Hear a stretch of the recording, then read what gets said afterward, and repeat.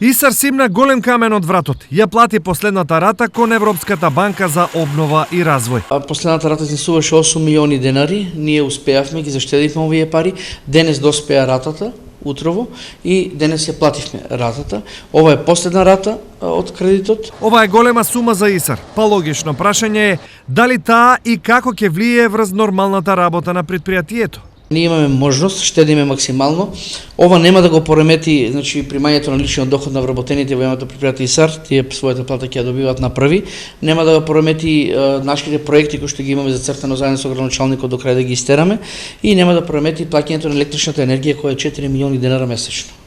Овој кредит над глава им висеше на најмалку 6 директори, што од ВМРО, што од СДСМ. Но освен неколку рати, до пред 3 години никој од нив ни не помисли предпријатието и градот да ги раздолжи.